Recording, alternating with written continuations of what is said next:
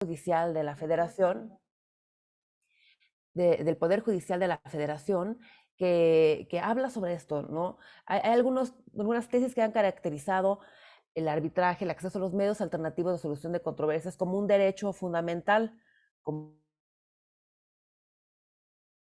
Y esta tesis en particular me gusta porque dice que más que una renuncia de derechos constitucionales, el de acceder a los tribunales, el de acceso a la justicia, el arbitraje encierra el ejercicio afirmativo de libertades constitucionales que ameritan protección judicial.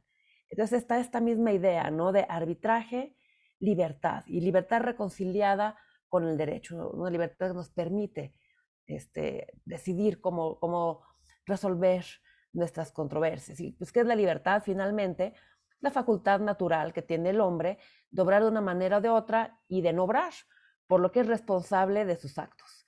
Entonces, con una libertad, así como los poderes de los superhéroes, y con un gran poder viene una gran responsabilidad, también con la libertad hay una responsabilidad. No por nada, algunos maestros míos de arbitraje decían que el arbitraje es cosa de adultos.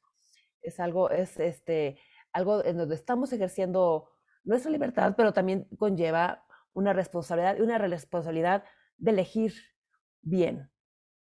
Si vamos a optar por el arbitraje puede ser un gran medio de solución de controversias, pero hay que saber cómo usarlo y hay que saber cómo ejercer esta libertad. Y hablando de la elección, de la libertad, hay una frase que se dice muy comúnmente, les pongo las traducciones, la he oído: el arbitraje es tan bueno como el árbitro. Entonces, imaginemos, si el arbitraje es tan bueno como el árbitro, pues en ello está la elección. Es muy importante saber elegir el árbitro que va a solucionar nuestras controversias. De hecho, una de las cuestiones por las que las partes, los usuarios del arbitraje acuden a este medio es por la libertad que hay en elegir el árbitro. Es algo que no podemos hacer en un proceso jurisdiccional. Los asuntos se turnan con el juez al que le corresponde, y en el arbitraje podemos elegir. Ay, algo hice con mi computadora. ¿Sí están viendo mi pantalla? No, No sé. dejamos de verla. Les digo que tengo computadora nueva. Es una responsabilidad mía. A ver, un segundo, por favor. Ya la ven, ¿verdad? Listo. Sí. Perdón, sí. Pensé que para estas alturas de la semana ya la tendría dominada, pero me sigue haciendo travesuras. Bien, entonces podemos elegir el árbitro. ¿Y por qué no un juez? ¿Qué diferencias hay entre un árbitro y un juez? ¿Qué distingue a uno de otro? Y pues la primera respuesta, la que nos vendría a la mente, pues es el imperio. El árbitro es un particular. Yo soy árbitro, aquí desde mi escritorio yo firmo laudos, firmo órdenes procesales, pero yo no tengo el poder de obligar a las partes con la fuerza del Estado a que hagan algo, ¿no? No tengo imperio. Para ello hay que acudir al apoyo judicial. ¿Por qué escogeríamos un árbitro en lugar de un juez? Y regreso otra vez a Jan Paulson en The Idea of Arbitration, donde hace una reflexión sobre el árbitro. Y para él, el arbitraje es la esencia de la justicia hecha a la medida. Es decir, ejerciendo esta libertad de la que hablamos, podemos elegir el árbitro que consideramos que es ideal para nuestro asunto, que tenga las características, el conocimiento, la experiencia, la calidad incluso moral para poder resolver nuestro asunto. Entonces, por eso que es eh, una justicia hecha a la medida, y no porque esté hecha a la medida porque decida como yo quiero, sino que uno puede elegir el procedimiento, uno puede elegir al árbitro, uno puede tomar acuerdos con la contraparte sobre cómo se va a llevar el procedimiento. Un ejercicio que les pido a mis alumnos que hagan es que en el Código de Comercio, en el título cuarto del libro quinto, vean los artículos y vean cuántos artículos empieza con salvo acuerdo de las partes, a menos que las partes dispongan otra cosa. Esta libertad de la que hablaba, de decidir, ahí está en el arbitraje. Uno puede decidir muchísimas cosas dentro del procedimiento, y también, pues, obviamente, uno puede elegir árbitro. Entonces, esto hace que sea una justicia hecha a la medida por ese lado, ¿no? Uno puede escoger. Y una diferencia también a la que Jean Paulson hace referencia, que puede ser un poco lapidaria para los jueces, es que los jueces se convierten en cierto sentido en una especie de burócratas de la justicia, porque tienen tantos asuntos, son asuntos repetitivos, la carga de trabajo que llegan a desensibilizarse con el asunto. Y de hecho los que litigamos lo vivimos en los tribunales, que no hay esa inmediatez con el juez. Cuando uno va al tribunal, a una audiencia, no sé cómo sea en Jalisco, pero aquí en la Ciudad de México todavía las audiencias son con el secretario de acuerdos. El juez rara vez se aparece en la audiencia y es el juez que va a firmar la sentencia. El juez no le ve las caras a las partes, no escucha a los testigos. No, hay veces que únicamente ve el proyecto, ¿no? O sea, no sé si tengan tiempo siquiera para darse un clavado en las pruebas de cada asunto, y los asuntos son repetitivos, están especializados en ciertas áreas, y hay una frase que pone Jean Paulson en su libro, que les digo que es un poco lapidaria: como consecuencia de la habituación y especialización, las reacciones personales y profesionales parten. El juez adquiere la capacidad de anestesiar su corazón, si es necesario, y tomar decisiones en su capacidad oficial que tal vez nunca tomaría como individuo. Esa frase la cita de Faces of Justice and State Authority, un libro de Jan Damashka. Entonces, hay parte de esto, ¿no? No creo que a todos los jueces se les anestesie el corazón. Conozco jueces que son realmente apasionados de lo que hacen, y no creo que sea necesariamente cierto, pero sí existe algo de verdad en que tanta carga de trabajo, además, la falta de inmediatez, sí hace que sea una justicia despersonalizada. Por eso hace referencia a Jean Paulson esto, la quintesencia de la justicia hecha a la medida, personalizada. Y dentro de su libro también Jean Paulson hace un análisis de el arquetipo de árbitro. ¿Qué es un arquetipo? Es un modelo perfecto de algo o de alguien, ¿no? El arquetipo de la madre, el arquetipo del árbitro, que hace que un árbitro sea un modelo perfecto para ejercer su función. Y para Jean Paulson, el tipo del árbitro contiene la idea del respeto a la individualidad de las partes y de su caso, y se pone a reflexionar sobre cuáles deben ser las virtudes arbitrales. Y para empezar, habla del compromiso. Las partes desean un árbitro que se comprometa profunda y personalmente en la tarea que se le encarga, resolviendo una controversia y preveniendo desarmonía contagiosa. Jean Paulson usa también muchas palabras muy poéticas. Entonces, la traducción es difícil, es traducción mía. Entonces, a lo mejor no está tan precisa, pero es un poco la idea.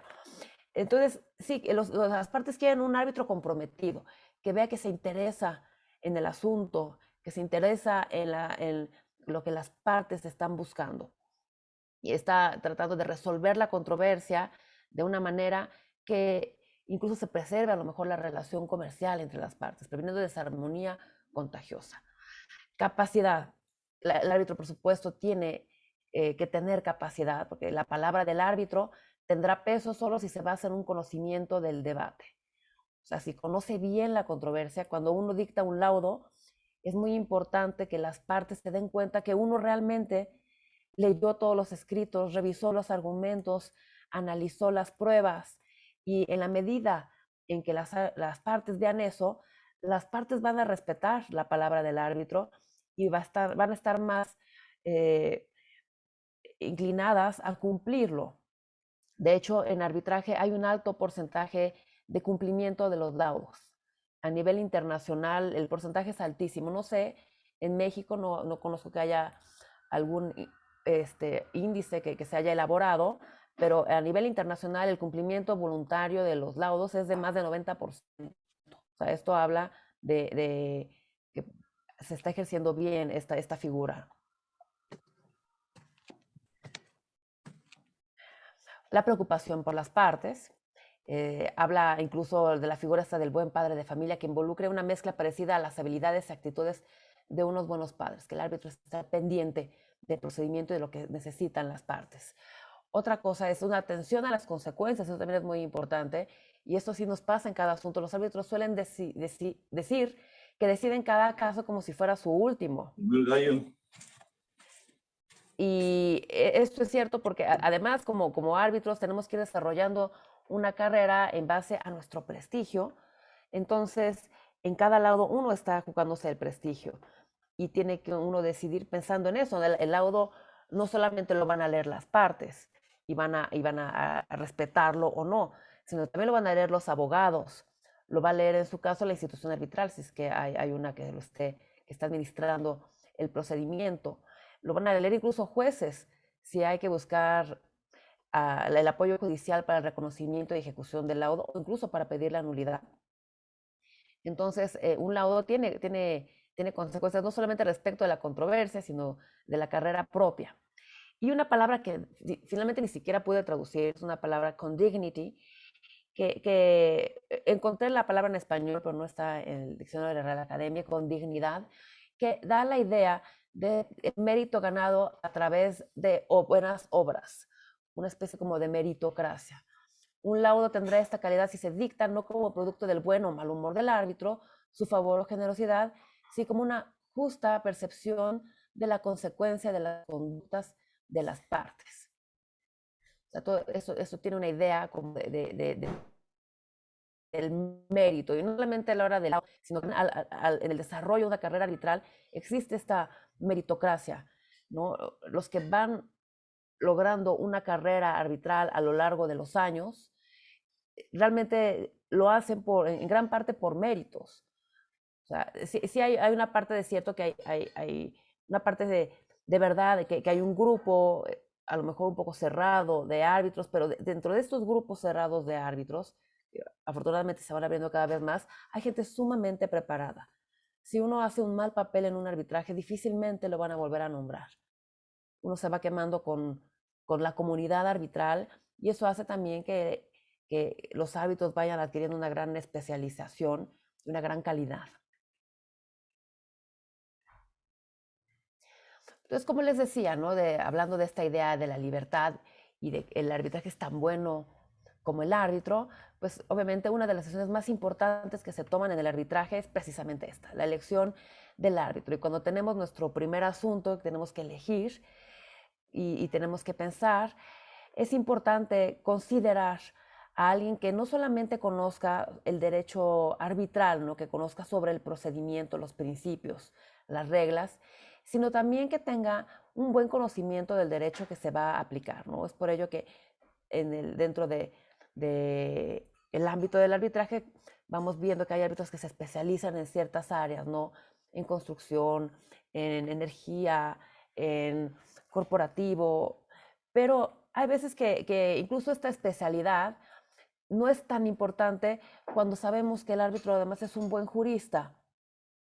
Un buen jurista sabe enterarse del asunto y aplicar el derecho. Y en el arbitraje comercial internacional, incluso uno va especializándose o aprendiendo a aplicar no solamente derecho, sino derecho de otros lugares.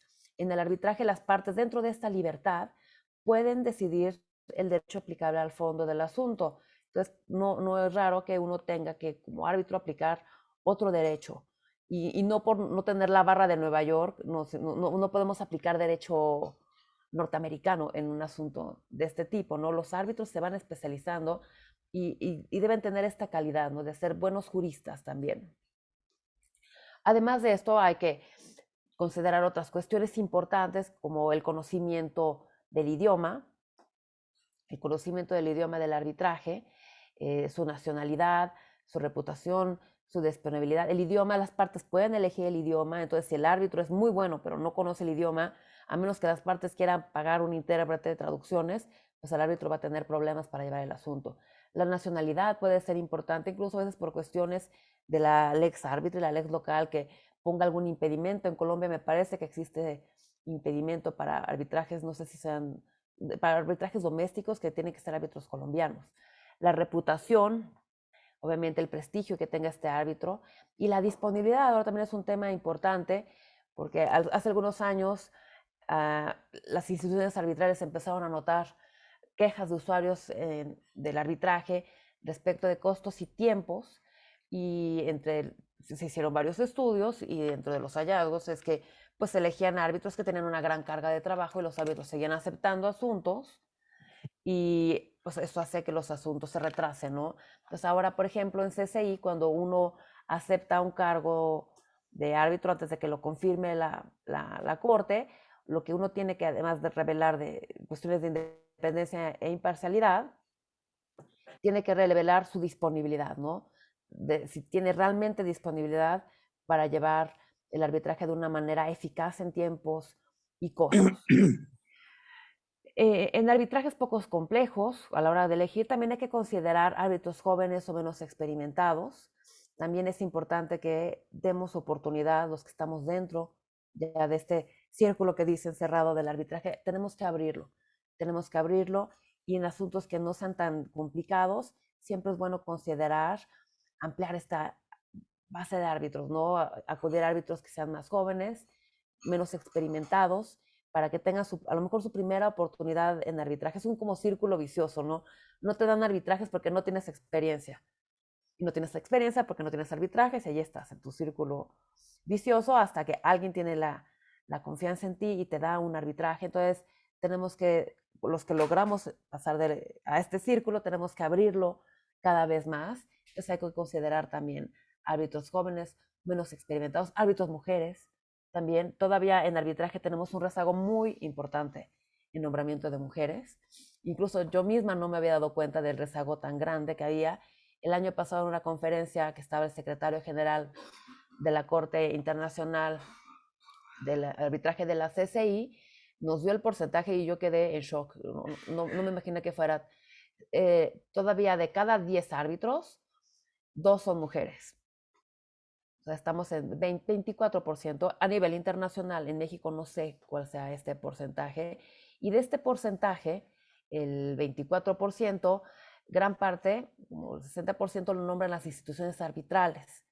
Esto significa que las partes confían solamente una de cada 10 veces en nombrar a una mujer. Entonces existe todavía un rezago importante en el que tenemos que trabajar. La comunidad arbitral ha tomado medidas.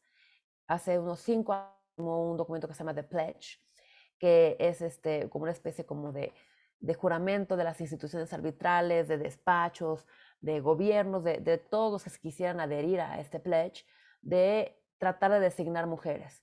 No nada más por ser mujeres, sino buscar mujeres, porque sí las hay, mujeres especializadas que conocen de arbitraje, y por poner en las ternas mujeres y nombrar más mujeres. Y esto ha logrado que se tripliquen los nombramientos institucionales en los últimos 5 años. El porcentaje creció muchísimo. Lo malo es que los nombramientos por parte de los clientes, o sea, los coárbitros, cuando son 3 árbitros, ahí es donde el porcentaje ha crecido muy poquito, de 9% subió a 11% más o menos. Entonces todavía tenemos trabajo por hacer. También las partes pueden, al momento de redactar el acuerdo de arbitraje, pueden, pero no deben, señalar cuáles son las características que consideren que deben de tener los árbitros cuando eventualmente haya un procedimiento arbitral. Pero esto no es recomendable. Cuando vean acuerdo de arbitraje y vean cláusulas patológicas, seguramente les van a decir que esta es una de las patologías más frecuentes. De antemano decir en la cláusula arbitral, quiero que el árbitro tenga 25 años de experiencia en tema de telecomunicaciones, y que además de la experiencia tenga un reconocido prestigio en la comunidad, y que hable español e inglés, y que tenga la barra de Nueva York y X, ¿no? Que hable perfectamente inglés. Y a la hora que surge el arbitraje y hay que elegir el árbitro, dense la tarea de encontrar el árbitro con todas esas características. Y luego, a la hora que lo encuentran, que la otra parte objete, que diga, no, pues no tiene prestigio, yo no lo conocía. ¿Cómo pruebas el prestigio, no? Es complicado. Entonces, estas cláusulas tienen un riesgo muy alto de convertirse en problemas, cláusulas patológicas. Y si el árbitro, alguna parte, considera que no cumple con esas características, pueden haber recusaciones, pueden haber nulidades de laudo, si no se puede demostrar que los árbitros cumplen con las características exigidas. Luego, peor, que nombren al árbitro antes en la cláusula arbitral y llegado el momento que empieza el arbitraje, el árbitro pues ya se lo llevó el COVID, ¿no? O el árbitro tiene conflicto de intereses, o puede pasar algo y tenemos una cláusula que no se puede operar en la práctica, ¿no? Entonces hay que tener cuidado con las características, no señalarlas en el acuerdo arbitral, pero a la hora de elegir el árbitro, hay sí tener en cuenta lo que necesitamos para nuestro arbitraje.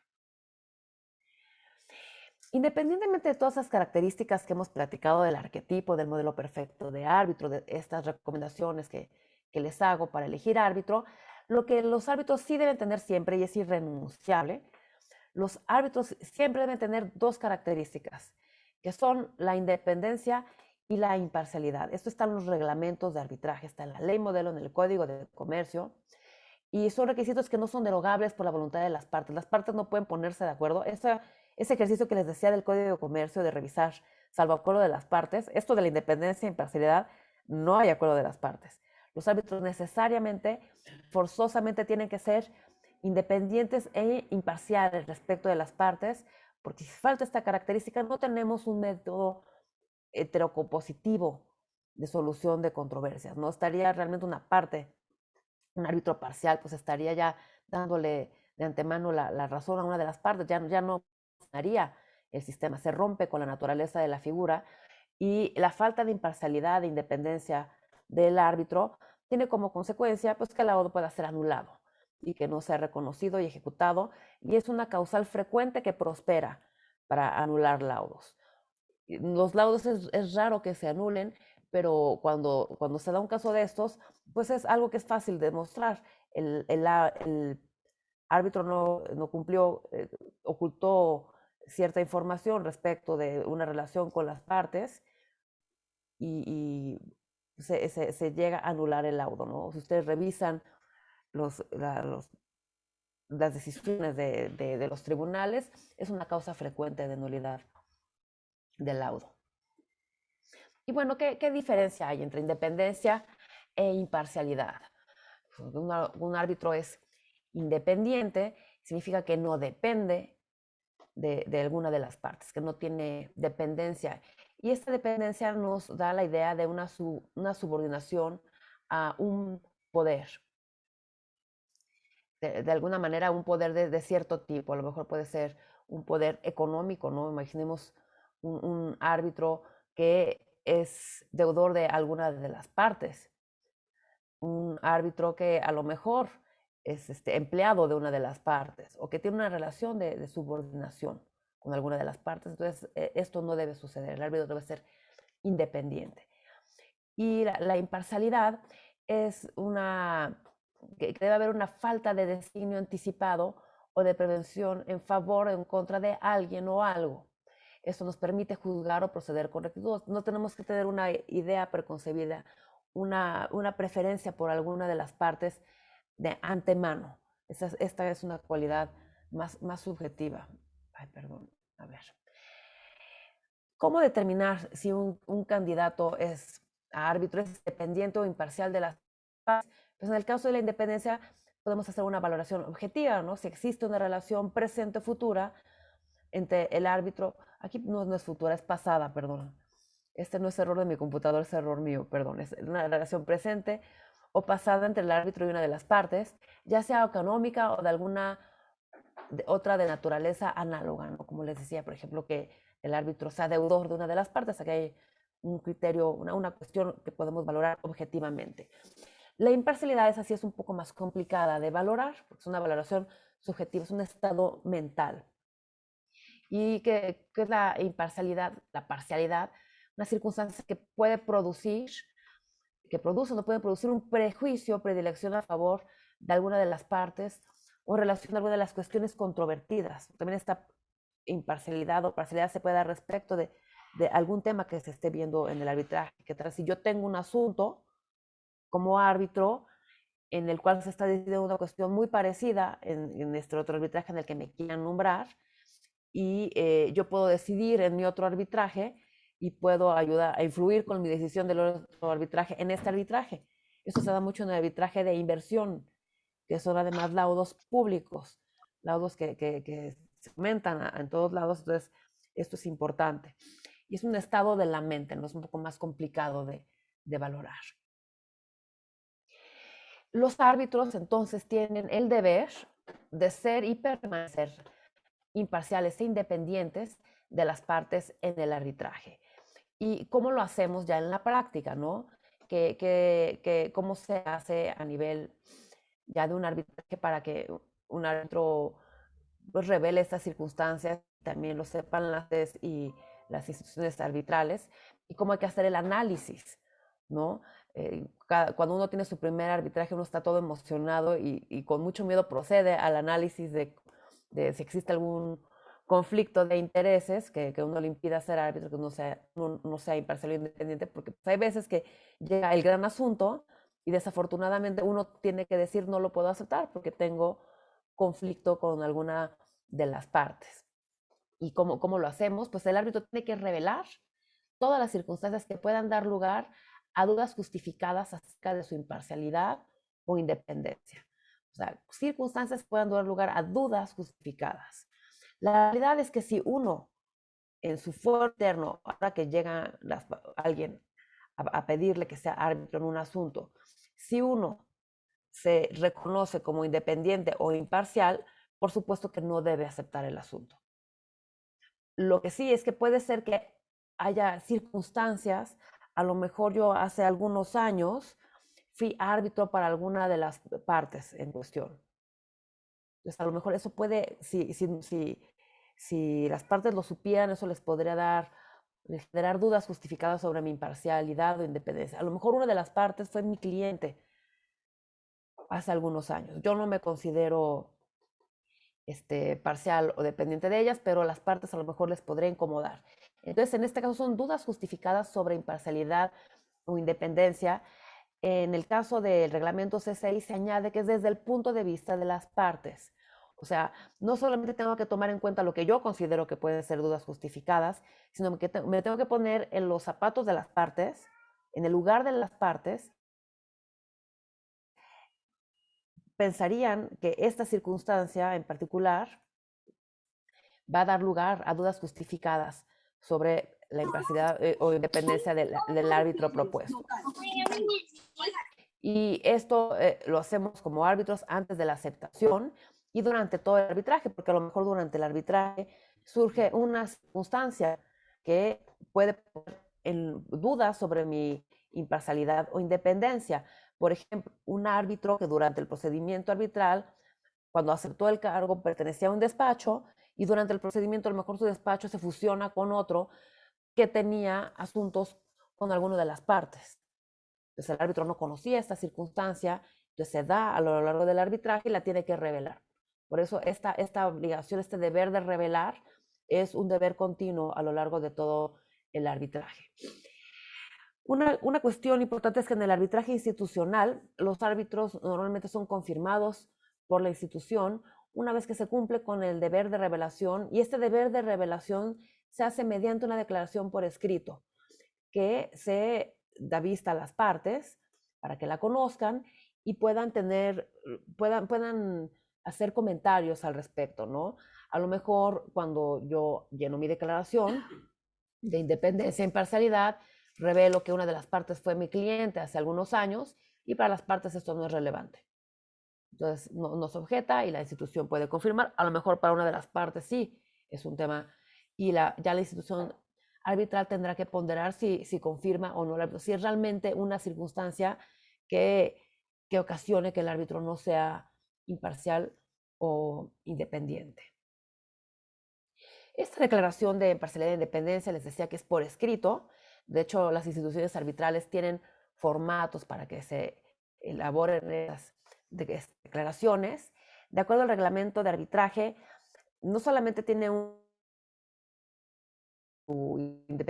imparcialidad, independencia, hacer revelaciones, ¿no? Si es que hay estas circunstancias que puedan dar lugar a dudas justificadas, sino también tiene, como les decía, que uno revelar su disponibilidad y le adjuntan a uno un calendario de los 3 años siguientes para que uno tache los días en los que no podría llevar a cabo una audiencia arbitral.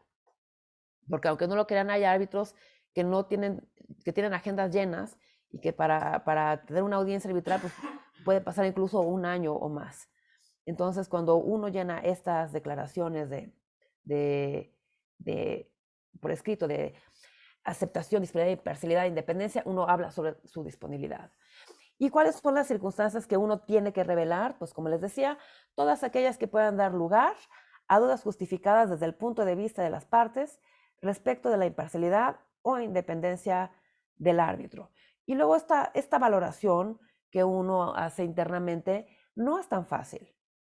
Como les decía, ¿no? Si yo fui árbitro en un asunto hace muchos años, ¿lo tengo que revelar o no lo tengo que revelar? Si yo fui abogado de una de las partes, o sea, yo no, el asunto no es mío, ¿no? Pero yo fui abogado.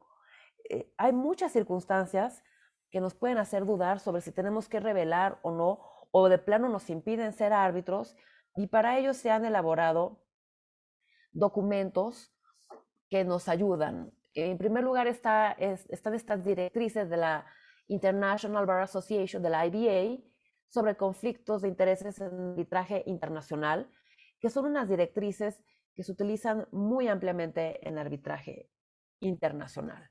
En el ámbito, ¿no? Los usuarios del arbitraje, yo misma las consulto cuando tengo algún asunto y tengo una duda sobre si tengo que revelar o no ciertas circunstancias. Es un documento muy útil que incluso es citado en decisiones de tribunales arbitrales y de tribunales ordinarios, tribunales jurisdiccionales, y son una referencia a nivel internacional. Tienen ya algunos años, fueron adoptados en 2014 y están divididas en dos secciones. Tienen unas normas generales que hablan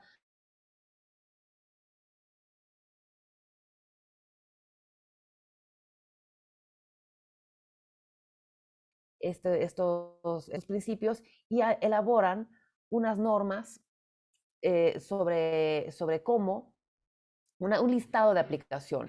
Incluso le ponen como el semáforo epidemiológico, un listado rojo, un listado naranja y un listado verde. Ahora que ya estamos tan familiarizados con este tipo de semáforos, pues también en arbitraje respecto de conflicto de intereses, tenemos listado rojo, naranja y verde.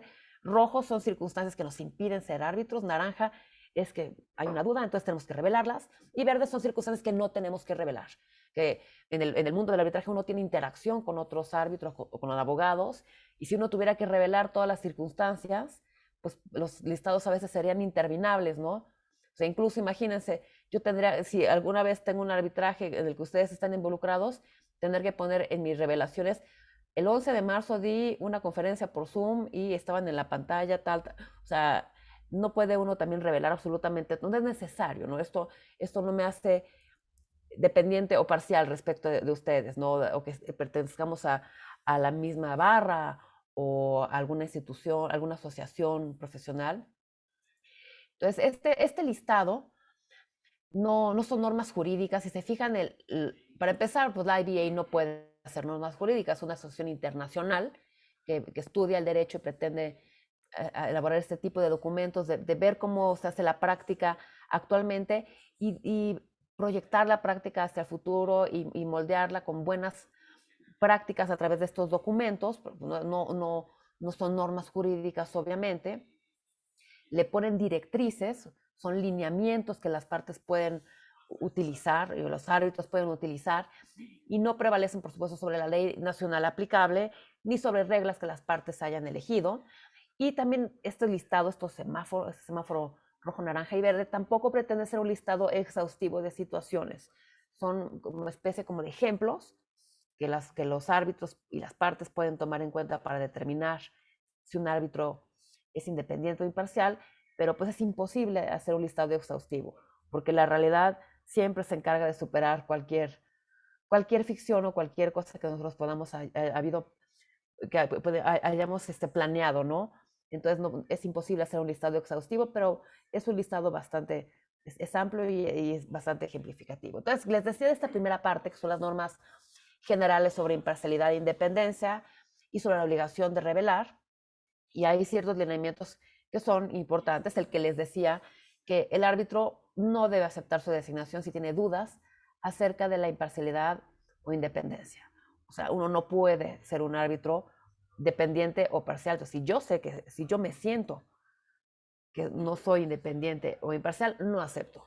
O hay una circunstancia que me impide, un árbitro no debe. Y cuando les hablaba del prestigio que uno va generando, una cuestión para quemarse con varias personas, porque recuerden que no solamente nos están viendo nuestros, no, los que nos nombran, sino nos ven las instituciones arbitrales, la comunidad, o sea, una forma fácil de quemarse en este medio es aceptar un asunto en el que uno realmente no sea independiente, imparcial y que esto se revele, que esto genere un problema dentro del arbitraje, una recusación, una nulidad, es un grave problema.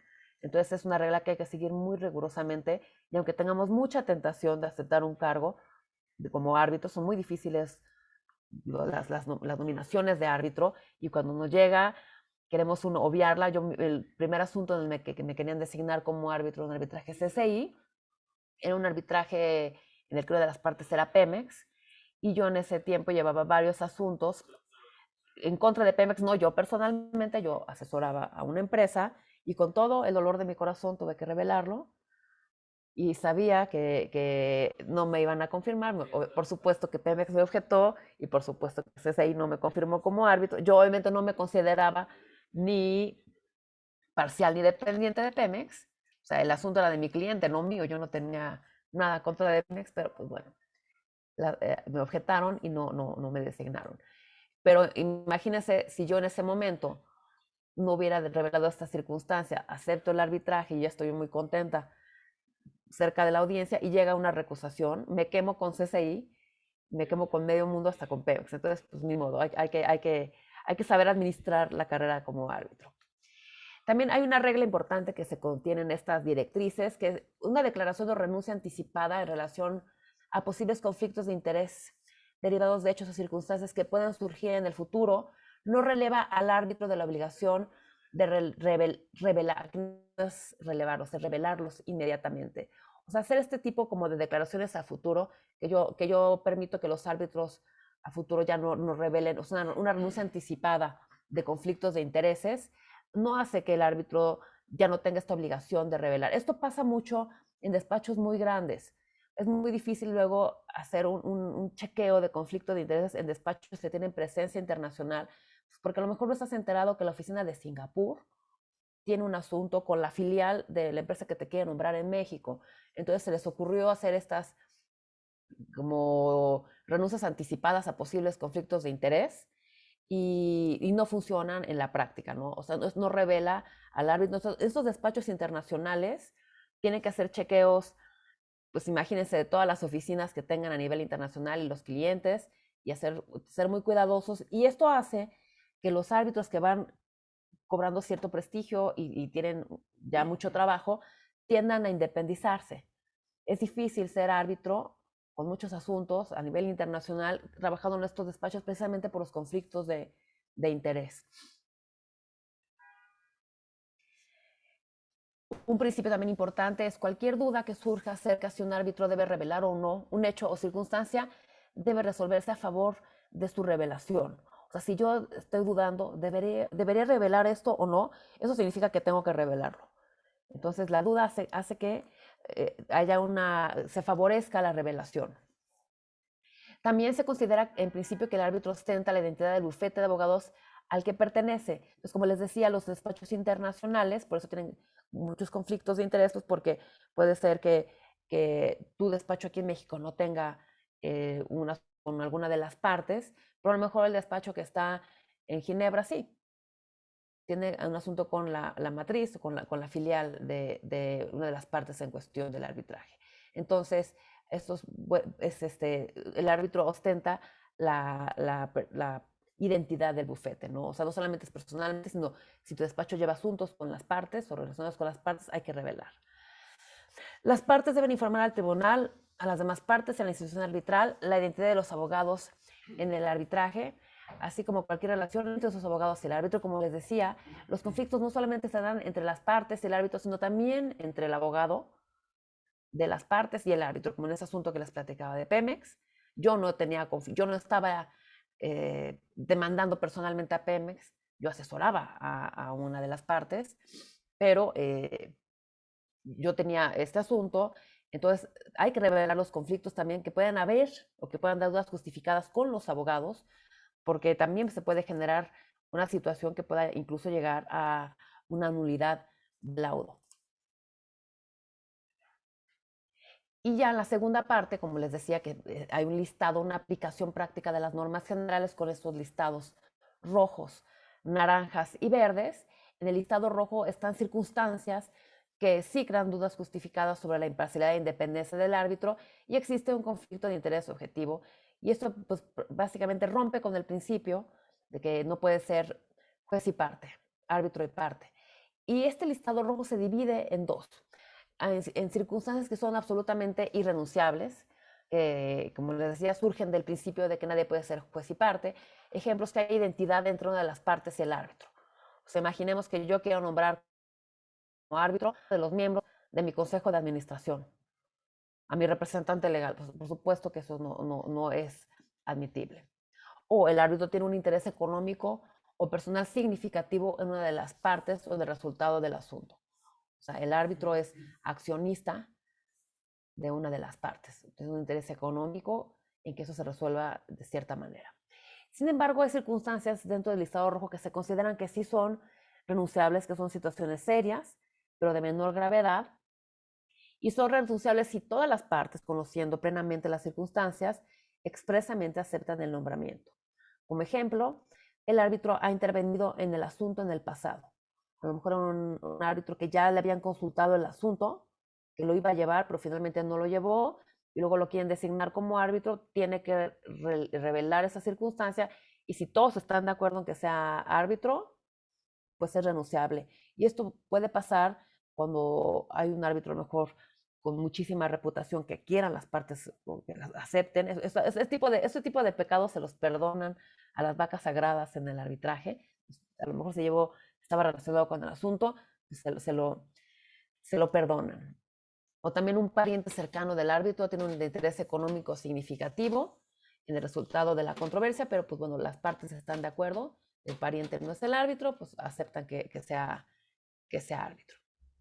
Luego viene el listado naranja, que son las situaciones que crean dudas justificadas, a lo mejor a los ojos de las partes, sobre la imparcialidad e independencia. Y aquí dos ejemplos. Dentro de los 3 años anteriores, el árbitro ha sido designado como árbitro en 2 o más ocasiones por una de las partes o por una afiliada de esta. O sea, imaginemos que me nombra frecuentemente una parte, yo soy independiente imparcial de ella, pero a lo mejor a una de las partes en el arbitraje no le va a gustar que haya un árbitro que sea designado tan frecuentemente, puede dar lugar a suspicacias, ¿no? ¿Por qué te nombran frecuentemente? El árbitro, cliente frecuente, o sea, esto debe de revelarse, y en la IBA consideraron que 3 años era un plazo razonable, ¿no? Igualmente ponen esta regla de los 3 años si el árbitro fue socio o de alguna manera estuvo asociado con otro árbitro, con uno de los abogados que intervienen en el arbitraje. Y así se van situaciones que están en esta zona gris, el listado naranja, y estas sí las tenemos que revelar. Son situaciones que es importante que las partes conozcan y ya con conocimiento de causa hagan objeciones o que digan no importa.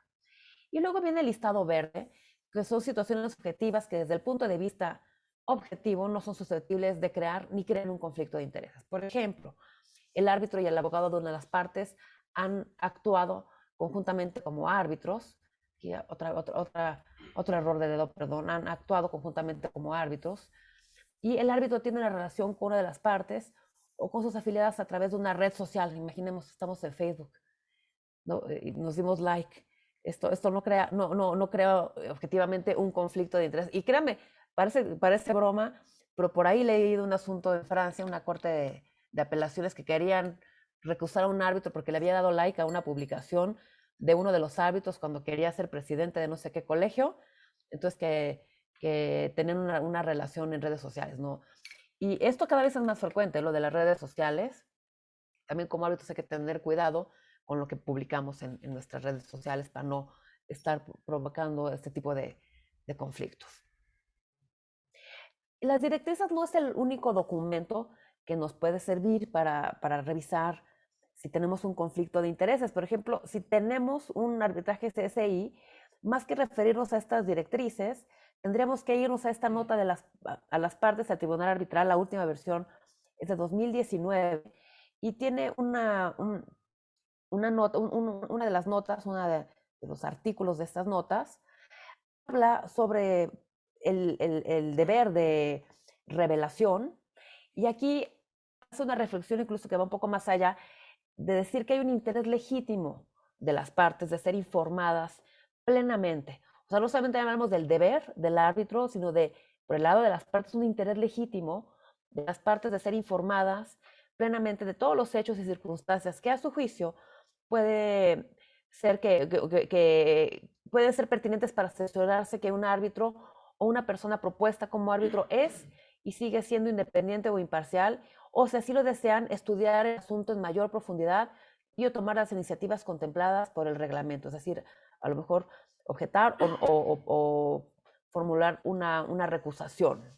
Las partes tienen un interés legítimo, las partes tienen derecho a saber para ver si recusan o no. Y en este caso, a la hora de hablar de qué se tiene que revelar, así como cuando tenemos la primera parte de las directrices de la IBA, hay esta nota general, pues se habla de toda circunstancia que por su naturaleza pone en duda su independencia a ojos de cualquiera de las partes o genera dudas razonables sobre su imparcialidad. Y aquí una palabra importante es razonable, ¿no? Una duda razonable. Por ejemplo, lo que les decía de la red social, somos miembros de Facebook, el árbitro y yo, ¿no? Y la parte, pues no creo una duda razonable sobre independencia o imparcialidad, ¿no? También hablan del principio ese que si hay una duda respecto de si hay que revelar o no, hay que revelar, ¿no? En caso de duda, siempre optar por la revelación. También muy importante que a la hora de revelar una circunstancia, esto no implica que exista un conflicto. Por ejemplo, en mi asunto este de Pemex, que todavía tengo la espina clavada en el corazón, pero bueno, algún día saldrá. Esta revelación que yo hacía no implicaba que existiera un conflicto. Si yo aceptaba el cargo, había hecho un análisis y yo me consideraba imparcial y obviamente era independiente, no tenía ninguna relación de subordinación. No porque yo revele significa que exista un conflicto, significa que estoy dándole la información a las partes para que ellas hagan el análisis y vean si me consideran independiente o imparcial. El problema es que si uno no revela, a la hora que hay una objeción o una recusación, la, la Corte va a tomar en cuenta esta circunstancia y si no se dijo, pues no automáticamente genera que el árbitro sea recusado, pero sí se toma en cuenta. ¿Por qué no lo dijiste? Digamos que se agrega la no revelación a la circunstancia y si sumamos la circunstancia más la no revelación, ahí sí puede haber una recusación que prospere. A lo mejor si hubiera revelado la circunstancia, la recusación no hubiera prosperado. Y cada árbitro en su fuero personal tiene que evaluar qué circunstancia, si existe, es de tal naturaleza que pone en duda su independencia a ojos de las partes o generan dudas razonables sobre su imparcialidad. Y aquí no se hace un listado rojo, naranja y verde como se hace en las directrices de la IBA. La CSI deja en manos del árbitro, la persona propuesta como árbitro, para que haga esa evaluación, para que estudie, analice si existen esas circunstancias que tengan esta naturaleza y simplemente da ciertos lineamientos en lugar de crear un listado, porque se han criticado el listado, así como les digo que estas directrices del IBA han tenido mucho éxito y sirven, yo las uso personalmente, también han habido críticas, ¿no? Recuerdan que les decía en el listado naranja que tomaron en cuenta 3 años para ver cuántas veces te había nombrado como árbitro de las partes. ¿Por qué 3 años? Que imagínense que en el año 4 te nombraron 30 veces, pero son muchas, pero te nombraron muchísimas. o a lo mejor te han nombrado durante 30 años N veces. O sea, poner a rajatabla 3 años puede ser no razonable. Entonces se han criticado y a la hora que tengan un arbitraje CCI, yo les recomiendo que más que acudir a las directrices de la IBA, se refieran a esta nota y aquí ponen algunas circunstancias que uno puede tomar en cuenta que son potencialmente relevantes para hacer la evaluación. Por ejemplo, si te has asesorado a una de las partes o sus filiales, esta podría ser una circunstancia que crea dudas justificadas. Si actuaste en contra de una de las partes o las filiales, si hay una relación comercial o interés personal de cualquier naturaleza en el resultado de la controversia, una actuación en calidad de administrador, consejero directivo u otro cargo de alguna de las partes, una implicación en la controversia, uno fue abogado anteriormente o a expresar una opinión que de cierto modo que la imparcialidad podría verse afectada, ¿no? Que tengas una opinión pública respecto de un tema en cuestión del arbitraje, que a ti te predisponga a resolver de cierta manera. Una actuación en calidad de árbitro en un caso relacionado con una de las partes, una de sus filiales, o actuación en calidad de árbitro en un caso relacionado, o un nombramiento como árbitro del pasado. Aquí no están los 3 años. Y esto lo tengo yo muy presente porque cuando leyeron mi currículum dijeron que estuve en la ICC Advanced Arbitration Academy, es un curso que da la CCI para formar árbitros. Y este fue exactamente un ejercicio práctico que nos dieron, hacer una revelación de circunstancias. Nos dieron una hoja como si trabajáramos en un despacho internacional en el que se arrojaban muchas circunstancias respecto de las partes y tenemos que analizar cuáles revelábamos y cuáles no, y muchos tomamos como criterio el de los 3 años, y a la hora de analizar el ejercicio, se dijo, es que los 3 años es un criterio que puede ser no razonable, ¿no? Puede ser no tan ilustrativo. Las entrevistas a los árbitros, cuando queremos ser árbitro, ¿cómo la hacemos, no? Podemos entrevistarlo, vemos su currículum en línea, buscamos alguna lista. En realidad, no existen acreditaciones certificaciones como árbitro, y así es como se ha considerado que es eficiente. Así ha funcionado y funciona muy bien en arbitraje. Es el propio prestigio de los árbitros el que vaya determinando la carrera de un árbitro y no una certificación, porque a lo mejor tú tomas un curso, te certificas, pero a lo mejor ni siquiera tienes experiencia. La mejor certificación o acreditación que pueda haber para los árbitros es la propia experiencia. Pero bueno, esto hace que la elección sea un proceso que tiene que llevarse cuidadosamente, y a la hora de elegir un árbitro viene la pregunta, ¿me puedo entrevistar con él? O sea, si haces como le llaman beauty parade, estar analizando un árbitro u otro y a decidir cuál quieres, puedes entrevistarte, y para ello incluso se han hecho lineamientos, hay unos lineamientos de la Chartered Arbitrators Institute, tiene estas guías para arbitraje internacional sobre cómo llevar entrevistas. Sí es posible llevar entrevistas con los árbitros para determinar si son independientes e imparciales, pero estas entrevistas tienen que ser conducidas de una manera cuidadosa, porque si en la entrevista se revela información sobre el asunto, digamos, se le da al árbitro los elementos del asunto que lo predispongan, uno busca encontrar opiniones del árbitro sobre cómo resolvería, ahí ya se empieza a dañar la imparcialidad del árbitro. Entonces, esas entrevistas, cuando uno busca a un potencial árbitro, uno lo busca simplemente para decirle cuáles son las partes involucradas en el asunto, para ver si tiene algún conflicto de intereses. A lo mejor la materia es un asunto de construcción, es un asunto de minería, es un asunto de seguros, es un asunto financiero, para ver si el árbitro tiene conocimiento, pero no le dice uno el objeto, el litigio en sí, da uno la menor información posible, el idioma a lo mejor, el reglamento, cuestiones muy, muy generales, porque si uno va más allá de eso, uno puede comprometer la imparcialidad del árbitro.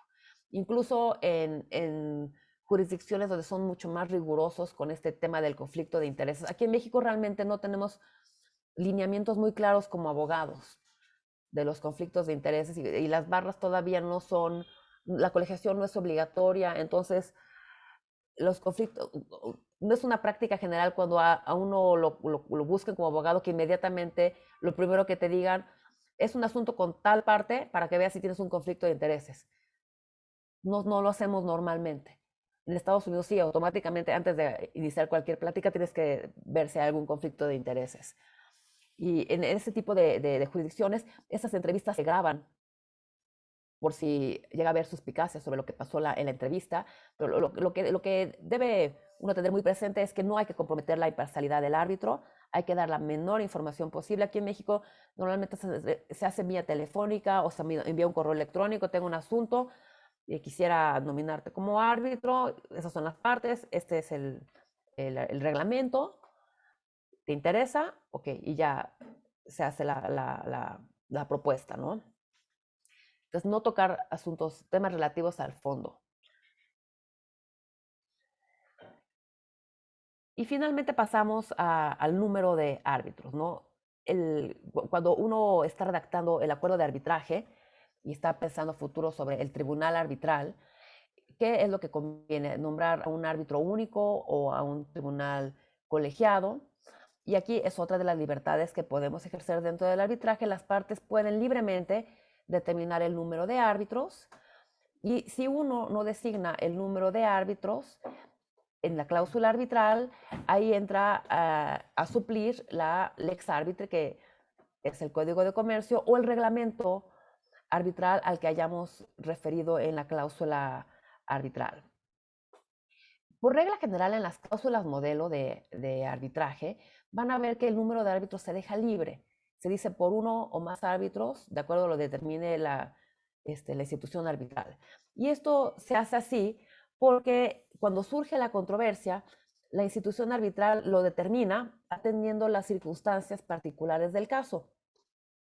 Esa es una opción bastante útil porque a lo mejor cuando uno está redactando la cláusula arbitral y tiene el contrato y no han surgido controversias, a pesar de que el contrato sea de una cuantía o una complejidad muy alta, puede ser que al momento que surja la controversia, esa controversia sea de un tema mínimo. Entonces, si uno de antemano dijo que el tribunal arbitral iba a ser de 3 miembros, a la hora que tiene uno la controversia, pues tiene que pagar 3 árbitros en lugar de uno. Entonces, dejar en la cláusula modelo este tema abierto es una buena idea. Pero bueno, si ay, ya apagué mi video. Sigo yo con mi computadora. Entonces, tomando en cuenta las circunstancias particulares del contrato, las partes pueden decidir entre un tribunal arbitral de 3 miembros o un árbitro único. Incluso si en la cláusula arbitral ustedes no dijeron nada o no se dice nada, las partes pueden llegar a un acuerdo dentro del arbitraje de designar 3 árbitros o un árbitro único. Y normalmente los tribunales colegiados son de 3 miembros y en casos muy excepcionales pueden haber más. Yo me he enterado de uno, de un tribunal de la ICC Advanced Arbitration Academy, nos platicaba de su tribunal de 5 miembros y eso es bastante complejo, que a la hora del nombramiento por las partes es un tema complicado, pero puede darse el caso. Lo recomendable es que sea un árbitro único o que sean 3 árbitros y ya si va uno a hacer cosas más complicadas, que sea un número non, por supuesto, porque si no, si es un número par, puede haber un impasse a la hora de tomar decisiones.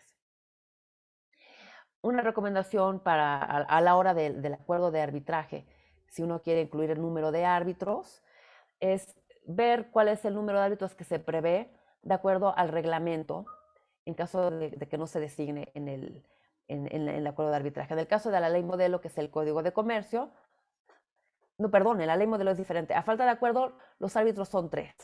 En el caso del Código de Comercio, a falta de acuerdo de las partes, va a ser un árbitro único. En el reglamento de CENUDMI, a falta de acuerdo, se nombran 3 árbitros. Y en el reglamento CCI, se nombra un árbitro único, a falta de acuerdo de las partes, a menos que se justifique la designación de 3 árbitros por la complejidad de la controversia. Entonces, para ver si designamos 1 o 3 árbitros en el acuerdo arbitral o con acuerdo de la otra parte, hay que tomar en cuenta, por supuesto, el monto y complejidad del contrato. Como les decía, hay contratos en que a pesar que el contrato sea de una gran cantidad de complejidad, las controversias en sí que surjan pueden ser de distintas complejidades y montos. Es por eso que se puede dejar en manos de la institución arbitral determinar el número de árbitros. Y en el caso de los arbitrajes ad hoc, si no se designó, vamos a tener que pedir el apoyo de los jueces o de las autoridades nominadoras para este proceso. Y finalmente, para dejar tiempo para el periodo de preguntas y respuestas, ya nada más toco un último tema sobre cuestiones prácticas de los árbitros en el arbitraje. Yo como primer punto te tocaría una cuestión práctica, es el desarrollo de una carrera como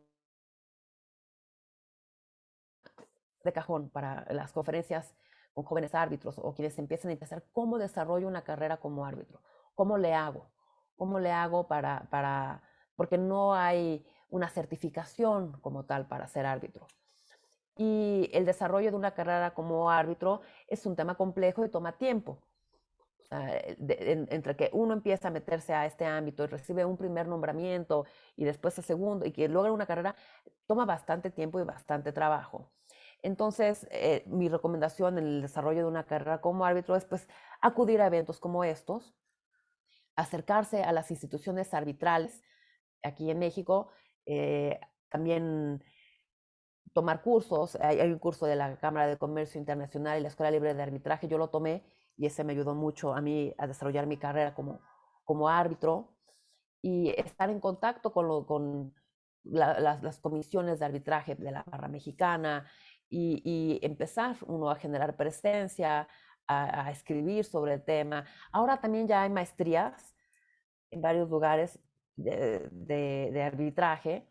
Está la maestría en Guayú, hay una maestría en Ginebra, en Londres, en Estocolmo, en Hong Kong, en París, la tradicional de París 2. Hay varias maestrías que tienen ya muy buena reputación, entonces si uno va a estas maestrías, logra uno conectarse también más fácilmente en el ámbito del arbitraje.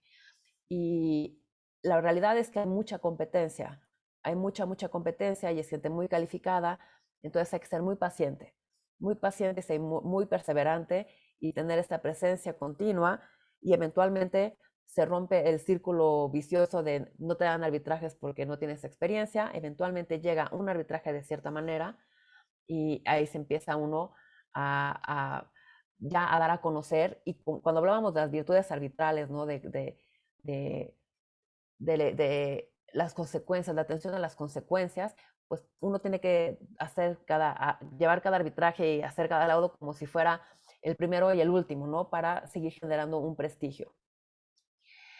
Y un tema también que considero que es de actualidad es el de la inclusión. Ya les hablaba de todavía lo enorme que hay en cuestiones de género en el arbitraje, que se ha también tratado de combatir con mecanismos como The Pledge, que ha servido mucho, que a nivel institucional los nombramientos se han triplicado, pero todavía hay que hacer mucho trabajo con las empresas y con las partes, que todavía tienen reticencia a nombrar mujeres como árbitros. Todavía el porcentaje es muy bajo. Y otro tema también importante es el de la edad, los árbitros jóvenes. Para promover carreras de árbitros jóvenes, las instituciones arbitrales han creado grupos de jóvenes árbitros. Yo fui presidenta del grupo de jóvenes árbitros de CCI en México y eso es un mecanismo que se creó por la CCI pues para promover a los jóvenes árbitros, ayudarlos a ir forjando sus carreras. Se organizan conferencias gratuitas para que se vayan los árbitros fogueando, conociendo los jóvenes árbitros. Y incluso después de estas conferencias hay cócteles para que también la parte de interacción, de networking, se puede hacer ahí. Y esto ha ayudado a incluir árbitros jóvenes. Incluso hay otras cuestiones de inclusión que son importantes, ¿no? Árbitros de diferentes zonas geográficas. Hasta hace algunos años la mayoría de los árbitros eran árbitros que venían de Europa o de Estados Unidos. Había muy pocos árbitros latinoamericanos, ahora ya hay mucho más árbitros asiáticos. Todavía hay muchos temas de inclusión. ¿Y por qué la inclusión en el arbitraje? Y no solamente es estando en esta semana, ¿no? Del 8 de marzo de género, no solamente es pues porque es mujer, ¿no? Póngala porque es mujer. El llevar a un tribunal arbitral diversidad, o sea, la diversidad en el arbitraje es muy positiva, porque si tú tienes a 3 señores europeos de cierta edad que fueron a las universidades muy parecidas, ¿cómo creen que van a pensar estos árbitros? Pues piensan de una manera muy parecida y ven la controversia de una manera parecida. Si tienes diversidad en el tribunal arbitral, tienes distintos puntos de vista. En cualquier cuerpo de decisión colegiado, la diversidad aporta una gran riqueza. Yo lo he visto en mis tribunales arbitrales. Cuando estoy en tribunales arbitrales, me encanta poder ver distintos puntos de vista. Como árbitro único, realmente es una labor muy complicada porque uno está solo con su conciencia y uno decide, este, quisiera uno tener una línea de emergencia para árbitro único y que le contestara Jan Paulson de otro lado, ¿en qué te puedo atender? Pero no, está uno con su conciencia y tiene que resolver uno solo. Cuando está uno en el tribunal, tiene la retroalimentación de los coárbitros y si hay diversidad es todavía mejor porque uno puede ver las diferentes aristas, cada uno puede ver diferentes aristas y tener opiniones y se hace una mejor decisión. Entonces, la diversidad en el arbitraje es muy importante y es una cuestión, creo que actual, en la que hay que trabajar mucho y también ustedes cuando tengan arbitrajes piensen en eso, ¿no? O sea, es bueno recurrir a los nombres frecuentes en el arbitraje, pues porque nos dan una tranquilidad, una garantía a lo mejor de que nuestro asunto va a estar llevado, pero también la diversidad es buena. Y dentro de esta diversidad, no porque sean jóvenes o sean mujeres, no significa que no están calificados. Para poder uno hacer carrera en arbitraje, uno tiene que estar muy bien calificado porque la competencia es muy dura. Pues bueno, con esto termino mi presentación. Muchas gracias por su atención y estoy abierta para sus preguntas. Gracias. Muchísimas gracias, Julieta. Realmente interesante tu exposición, explicada de una manera práctica y sencilla. La verdad, gracias por este tiempo que nos dedicas. Nada más haciendo un resumen de tu exposición. Resulta interesante conocer, ya la verdad no conocía esta estadística de los laudos cumplidos voluntariamente. Se parecen mucho a los temas de mediación, en donde voluntariamente pues deciden cumplirlo. Es muy interesante. A lo mejor en México nos falta más estadística, pero saber que a nivel internacional es un gran porcentaje, creo que es un aliciente pues interesante, ¿no? Es un dato padre. También tenemos pues coincidimos contigo en la idea de que el arbitraje se tiene que abrir, sobre todo en el Colegio de Corredores. Lo que buscamos es un acceso al arbitraje para todo tipo de comerciantes. Como sabes, nuestra vocación es ser un auxiliar del comercio y poder darle esa herramienta a nuestros clientes nacionales. Obviamente quisiéramos también atender asuntos internacionales, pero que sobre todo el arbitraje local, el arbitraje nacional, podamos ser facilitadores y poder abrir para que tengamos más casos de arbitrajes domésticos. Ahí coincidimos contigo, hay que hacer una formación, hay que dar oportunidad a los jóvenes. También creemos que el arbitraje de baja cuantía es una herramienta muy interesante para la práctica y del ejercicio del arbitraje, y ahí coincidimos plenamente y nos da gusto que nos lo comentes en ese sentido. Y bueno, pues tenemos también aquí algunas preguntas. La primera es de nuestro colega corredor público, Héctor Romero. Como sabes, Julieta, como comentamos, en el Colegio de Corredores, pues tenemos un centro, tenemos un reglamento, y Héctor nos hace una pregunta respecto a que si consideras importante incluir en el Código de Ética del Colegio de Corredores un capítulo de conducta profesional y ética para regular el actuar de sus miembros cuando actúen como árbitros al amparo de sus reglas, principalmente por independencia e imparcialidad, o nos dice utilizar las directrices de la IBA. O sea, es ¿Cuál es tu opinión? Tomando en cuenta nada más que en el Colegio de Corredores como centro, tenemos la idea de que los árbitros que participen no necesariamente sean miembros del colegio, ¿no? O sea, Sí, es un comentario en razón a lo que comenta Héctor. ¿Tú qué opinas? sí. ¿Sería adecuado? ¿Nos recomendarías incorporarlo en el código de ética? Yo, yo soy más en pro de la no regulación en el arbitraje. Y si se hace una regulación, pues que se haga tomando en cuenta a lo mejor documentos como los que ya están elaborados. La regulación se presta a que se le vayan poniendo camisas de fuerza al arbitraje. Y parte de la gran ventaja del arbitraje es la flexibilidad. Y uno tiene estas directrices y uno las puede aplicar.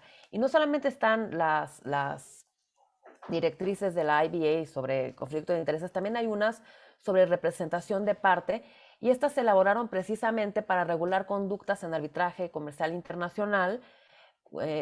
Están enfocadas más al arbitraje internacional porque luego los estándares éticos a los que están sujetos los distintos abogados que intervienen son distintos. No son las mismas reglas éticas que hay aquí en México a las que hay en Estados Unidos, a las que hay en Europa. O sea, digamos, tenemos los mismos principios básicos. O sea, no podemos mentir en el arbitraje, no podemos llevar testigos falsos.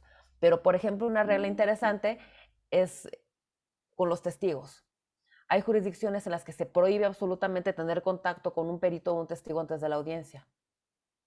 En cambio, en Estados Unidos, si tú no te pones a trabajar con tu testigo para la audiencia, es una negligencia profesional. Tienes que, y no preparar diciendo, entrénalo para que diga esto y esto y esto, sino cómo va a ser el interrogatorio, qué preguntas se le pueden hacer.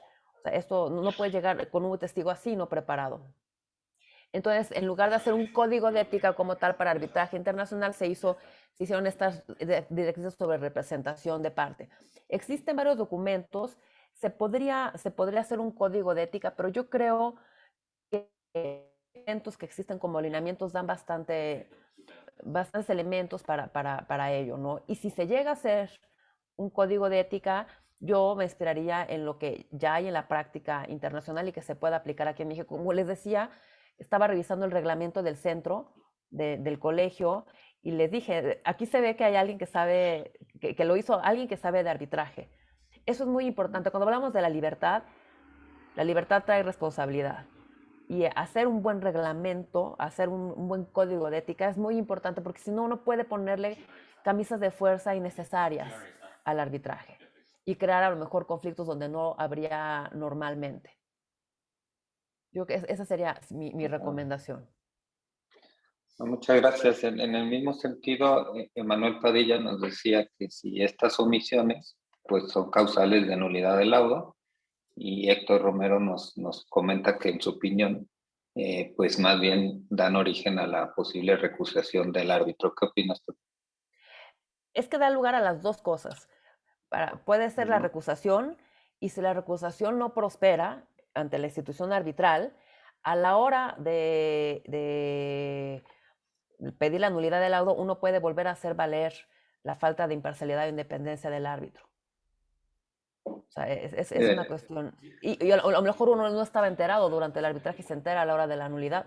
Puede pasar y ha pasado. Podría ser incluso, no sé, a lo mejor hasta alguna estrategia dejarlo hasta el final para pedir la nulidad y no recusarlo en su momento. Puede ser una estrategia. Hay plazos para hacer valer la recusación, son 30 días normalmente desde que uno conoce la causal de recusación, y si uno no la hace valer, se tiene por consentida. Entonces, a la hora de pedir la nulidad, esto ya no prosperaría, pero a lo mejor no te enteraste. Hay veces que uno no se entera y se entera hasta que ya está emitido el laudo y uno la hace valer y puede llegar a causar la nulidad del laudo. Varias oportunidades. Incluso también antes del nombramiento, les decía que uno hace la revelación por escrito, le dan vista a las partes y lo objetan, y en ese momento ya el árbitro ni siquiera es confirmado por la institución arbitral, ¿no? Son De principios acuerdo. sumamente importantes. Son de los principios que uno no puede derogar, ¿no? Es tan importante que pues sí, puede llegar a causar la nulidad del laudo, y hay varias oportunidades dentro del procedimiento, ¿no? Desde la objeción, la recusación y eventualmente la nulidad, e incluso a la hora de pedirle el reconocimiento y ejecución del laudo, que ya pasó el periodo para pedir la nulidad, a la hora que se pida el reconocimiento y ejecución, es algo que también se puede hacer valer para denegar el reconocimiento y ejecución, una cuestión de falta de independencia o imparcialidad de alguno de los árbitros. Muy bien, muchas gracias. Y por último, hay una pregunta que creo que quedó respondida, pero a lo mejor nos podrías ayudar a sintetizar y dejar más clara la idea, Sí, claro. que nos dice cómo se determina si debe de haber más de un árbitro. Digamos, más bien las opciones es 1 o 3, ¿no? Pero Árbitro único 3. Normalmente para arbitrajes de baja cuantía, arbitrajes poco complejos, conviene un árbitro único, porque simplemente económicamente 3 árbitros son honorarios de 3 árbitros. Árbitro único es solamente. Y por eso en los reglamentos de baja cuantía automáticamente se designa a un árbitro. Incluso en el reglamento CCI, si no se pasa un umbral de, me parece que son $2 millones todavía, creo que no lo modificaron con la reforma de este año, del año pasado, aunque las partes hayan pactado que eran 3 árbitros, el reglamento dice que automáticamente si es de una cuantía menor, para CCI que son $2 millones, es árbitro único. Entonces la cuantía es algo que se toma en cuenta, la complejidad también. Hay veces que desde la cláusula arbitral las partes ponen árbitro único pensando pues para que no sea tan caro el arbitraje a futuro, pero hay veces que sí justifica la complejidad que se nombren 3.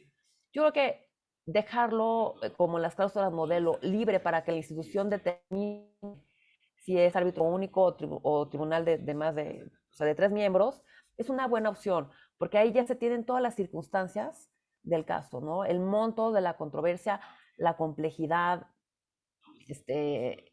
y yo trabajo mucho como árbitro único, de hecho casi soy como árbitro único de profesión, porque todavía adolezco de ese porcentaje que les decía, las partes no suelen confiar en mí, mando mis currículums, mis colegas me dicen, te quiero nombrar y van con su cliente y me retachan, ¿no?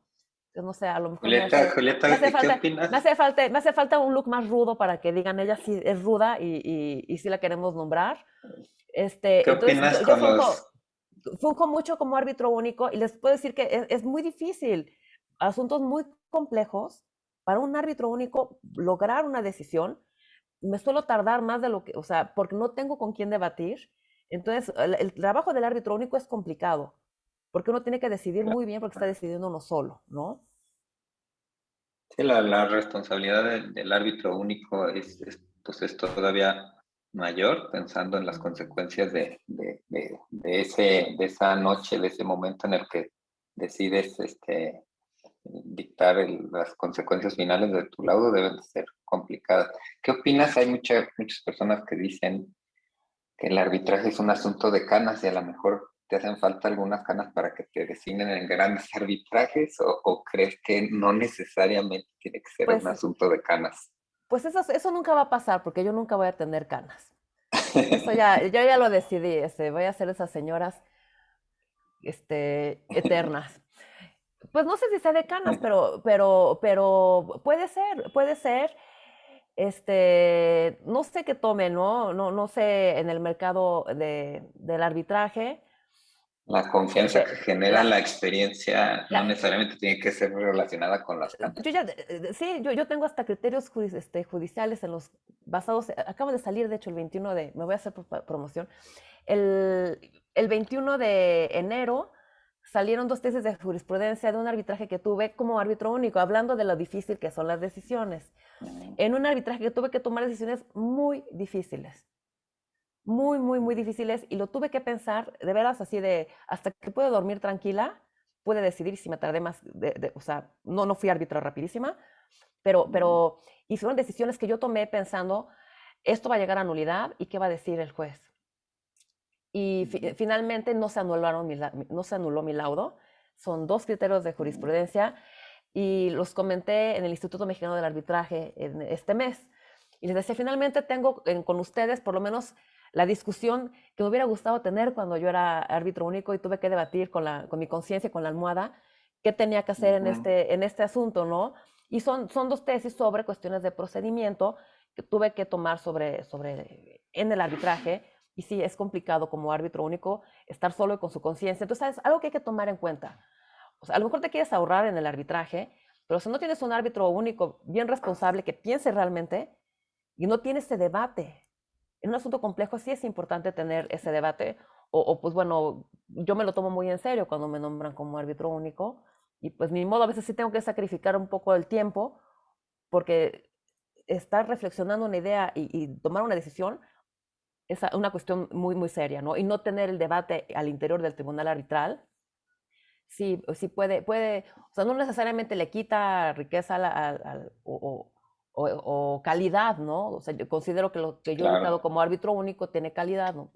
Ya me convalidó el Poder Judicial, laudos míos se han cumplido voluntariamente por las partes. Entonces, no necesariamente significa que uno tiene menos calidad, pero si es un asunto complejo, sí creo que es importante pensar en un tribunal de 3 miembros para dar ese debate, ¿no? Claro. Tenemos otras preguntas, Julieta. Karen nos pregunta que si nos puedes comentar un poco más sobre esas directrices que aplican a los abogados o representantes de parte. Sí, estas directrices se hicieron como en lugar de hacer un código de conducta, porque se dieron cuenta en la IBA que era imposible hacer un código de conducta que aplicara a nivel internacional, porque a nivel internacional los abogados que litigan en arbitraje internacional están sujetos a distintos códigos de ética. Les decía que el código de ética, bueno, es más, aquí en México no hay código de ética para abogados obligatorio como tal. Está la ley de profesiones, están los códigos de ética de las barras, pero pues a menos que uno se afilie a una barra, ya está obligado uno por un código de ética y aún así la manera de hacerlos, de que realmente se cumpla, no es tan fácil. En Estados Unidos te cuesta que te saquen de la barra y ya no puedes litigar. Hay un control mucho más estricto de los códigos de ética. Y las reglas, como les decía, son distintas. No es lo mismo. Aquí en México, por ejemplo, la solicitud a la contraparte de un documento, pues fácil te la quitas de encima. Dices, no existe el documento y ya se acabó la historia.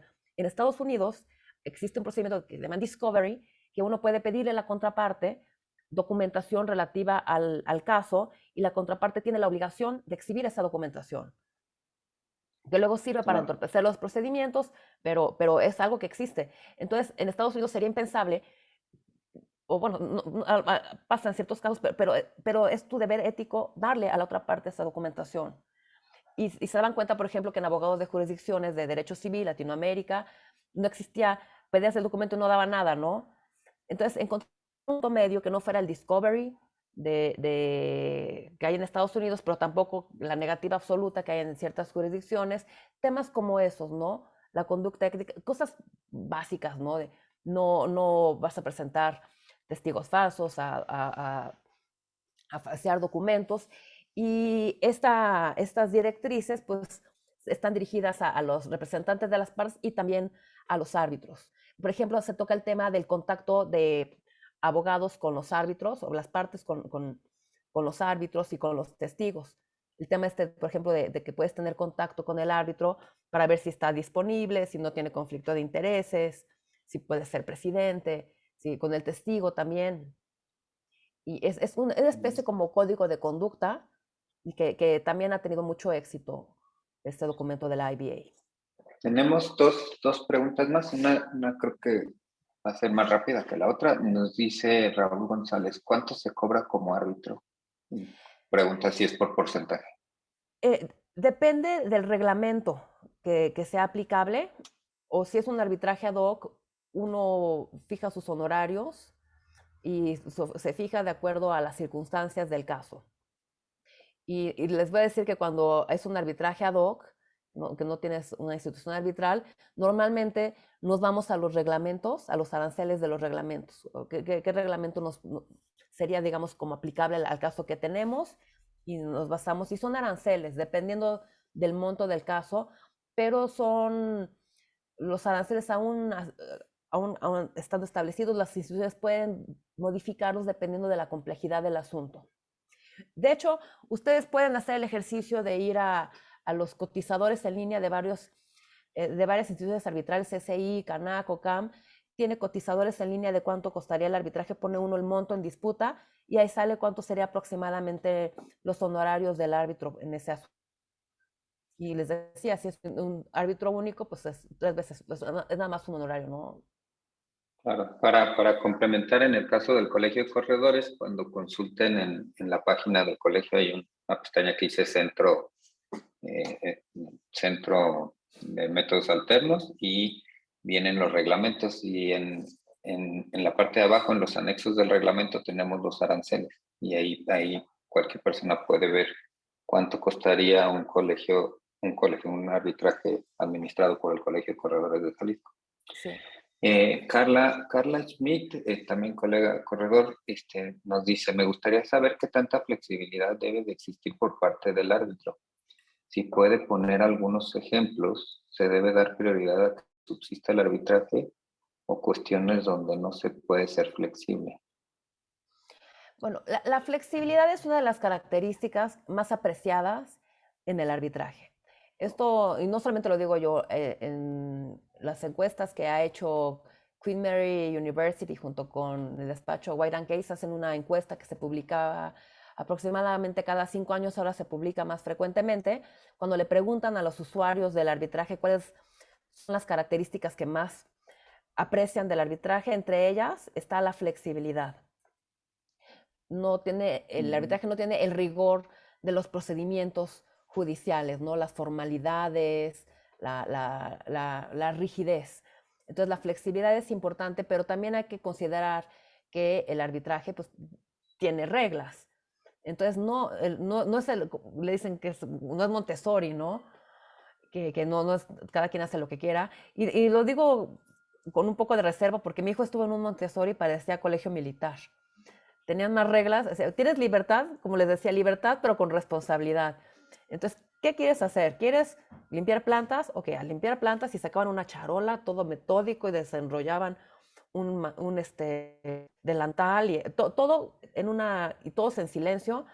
Entonces, en el arbitraje pues, es así, hay libertad, hay flexibilidad, pero también hay reglas y se deben de seguir. Y hay veces que sí, por ejemplo, una parte no cumple con un plazo, y a lo mejor no hay el rigor absoluto de los tribunales que el plazo es absolutamente fatal. Ahí podría haber una cierta flexibilidad si se reúnen ciertas circunstancias, pero no hay una flexibilidad de cada quien hace lo que quiere y que uno, a menos que tenga facultades para decidir como amigable componedor, uno no puede decidir pasándose por alto la ley y el contrato, atendiendo a la justicia y a la equidad.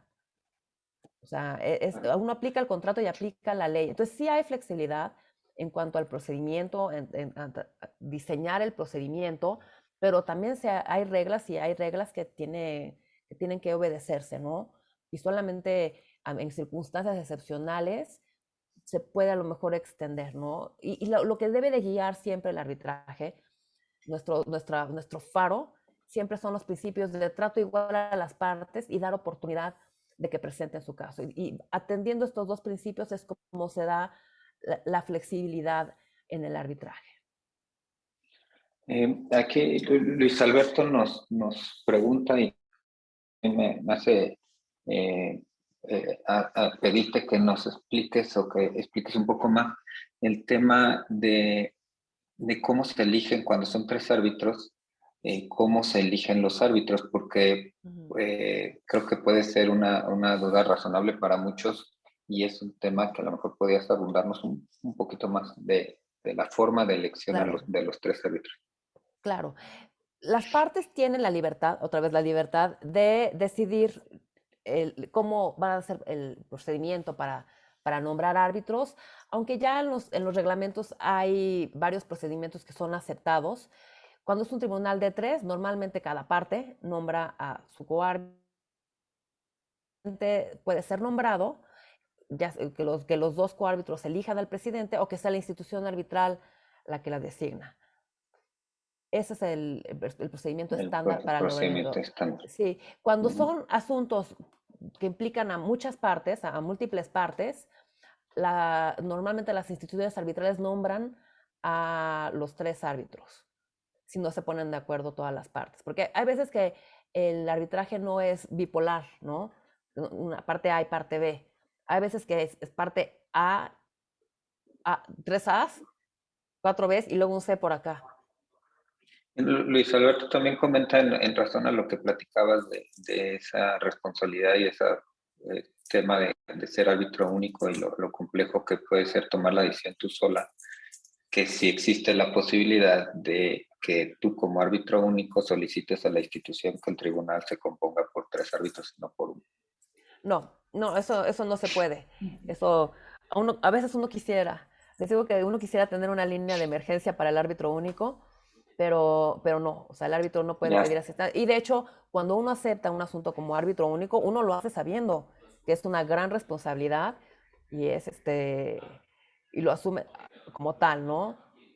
O sea, les digo que a veces yo como árbitro único no soy la más rápida, precisamente porque necesito tomar las decisiones con el mayor cuidado posible y afortunadamente hasta ahorita no he tenido ningún laudo anulado y los laudos, el último que dicté se ejecutó voluntariamente, que me dio mucho gusto porque era un arbitraje hiper complejo de construcción y o sea, uno como árbitro único asume esa responsabilidad de que uno puede hacerlo, ¿no? claro. Tenemos un último comentario, pregunta, me parece que es la última. Y básicamente nos piden que les platiques y les recomiendes cómo pueden practicar arbitraje. Me imagino que se refieren pues a todos los concursos que existen y que seguramente pues nos puedes platicar cómo hay tantas personas, que eso está, digo, es un tema muy interesante, tantas personas tan capacitadas en arbitraje gracias a estos simulacros que existen, y si nos puedes platicar un poco. Sí, sí, estos concursos se han vuelto muy populares en los últimos años. Yo cuando estaba en la universidad, no, apenas empezó el de Viena, no tuve oportunidad de participar. De hecho, hoy en la tarde, a las 2 de la tarde, voy a estar de juez, bueno, de árbitro juez en el concurso de Galicia y han servido mucho para formar a jóvenes en arbitraje. Es impresionante cómo el nivel que alcanzan estudiantes de derecho, se te olvida que son estudiantes, de cómo presentan los casos. Y estos concursos lo que hacen es que los participantes tienen que elaborar escritos o solicitudes de arbitraje y contestación y prepararse como para presentar un alegato en una audiencia arbitral. Y así es como se califica con los escritos que presentan y con el alegato que hacen y tienen que estar preparados para sujetarse a cierto tiempo, a aguantar preguntas difíciles de los árbitros, a cambiar de demandante a demandado, tienen que preparar las dos partes del caso, entonces tienen que estar listos para argumentar cualquiera de las dos partes y se foguean de una manera impresionante, impresionante. O Sí, sea, hay árbitros que han iniciado su carrera exitosa en estos concursos. Entonces sí ayudan mucho, sí ayudan mucho. La cuestión también es que la realidad es que no hay tantos asuntos para tanta gente.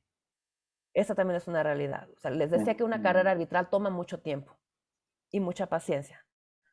Entonces también es dar a lo mejor expectativas a un gran grupo de jóvenes que a la hora ya de entrar al mercado, a la vida real, no es tan fácil, ¿no? Aunque hayas ganado el mood, puede ser que te contraten en un despacho, pero para una carrera como árbitro es complicada. Pero sí es un gran punto de partida. Cuando hablaba de carrera, cómo desarrollar una carrera, se me olvidó decir eso. Yo creo que ahora es casi obligatorio tener, haber participado en un concurso de este tipo. Y sí, es impresionante el nivel que alcanzan estos muchachos. Luego es en inglés, no siquiera en español. El de hoy es en inglés. Y argumentan de verdaderamente como profesionales. y la verdad es un gusto, me ha tocado participar en los de ICC aquí en el MUT de Guadalajara. Sí, Y aunque no es de los concursos de mayor nivel, la verdad es que es un gusto ver a los alumnos expresarse como abogados, pero no cualquier sí. abogado, como buenos No, abogados, es como buenos abogados. impresionante. Sí, yo he Sí, sido juez también, creo que todos los años en ese concurso, pero sí tiene un gran nivel, ¿eh? Es de los que sí. tiene de los niveles más impresionantes. A mí Pues también, se te olvida que son casi niños. Ya sí, después que los ves en sí, la fiesta de premiación sin el traje, ya se les ven más las caritas de bebé, pero Claro. están en la audiencia y con sus trajes muy, muy serios y es impresionante. Y sí, es una manera de iniciar una carrera en arbitraje importante. Aquí un reconocimiento para Miriam, que nos está apoyando en el Colegio de Corredores y que ella es una de esas Una muti. estudiantes que se interesan y que además se desenvuelven muy bien en los temas de árbitro. No, excelente. No, a mí me dan envidia porque yo no pude participar en estos concursos. Yo ya no tengo edad, no tuve edad para participar. Son muy nuevos para mí. Y cada que voy me muero de envidia. Me hubiera encantado haber hecho algo así cuando estaba en la universidad. Porque además Claro. se van de viaje, se van a Hong Kong, se van a Viena y se divierten. Y es una gran experiencia. Y de hecho se vuelven como adictos los que van a concursos. Están nomás Claro. esperando al Sí, próximo. Pero exacto. no solamente cuando concursan, ya que se vuelven coaches y es algo bonito del arbitraje. El arbitraje tiene una parte social muy interesante. A nivel nacional, todo el intercambio que hay de conferencias, de reuniones, y ya a nivel internacional, la interacción que tiene uno con gente de muchos lados del mundo. Ahora, por ejemplo, de hace unos años tuve una reunión en París que nos juntaron al grupo de la Academy de Latinoamérica con la Academy de Rusia y países de Europa del Este. Y me metieron al chat de Europa del Este y yo traté de salirme muchas veces, pero me daba pena. Y en estos últimos días no saben qué cosas me he enterado de la guerra en Ucrania, de compañeros que están en Ucrania ahí. Sí. Y o sea, el contacto que uno llega a tener con extranjeros con lo internacional es muy bonito. Es algo de las grandes riquezas de una carrera en arbitraje. Pues totalmente de acuerdo, Julieta. La verdad es que ha sido un gusto escucharte. Realmente estamos agradecidos en el Colegio de Corredores que hayas aceptado esta invitación, que nos hayas permitido inaugurar con este primer panel de nuestro Congreso de Arbitraje. Y pues no me resta más que volverte a dar las gracias y agradecer a todos los presentes. No, para mí es un honor. Me siento muy, muy honrada de haber sido invitada y de iniciar. Y ha sido un gusto platicar con ustedes y quedo a sus órdenes y ojalá que pronto pueda saludarlos personalmente por allá en Guadalajara. Ya extraño mucho estar por allá. Aquí te esperamos en nuestros siguientes eventos. Ojalá y nos veamos muy Muchas pronto. gracias. Ojalá. Muchas gracias. Gracias. Pues muchas gracias a todos. Concluimos esta primera sesión con la excelente exposición de la licenciada Julieta Ovalle. Y pues bueno, sin más, esperamos a los corredores públicos en nuestra siguiente sesión y que tengan buen día a todos. Gracias. Gracias.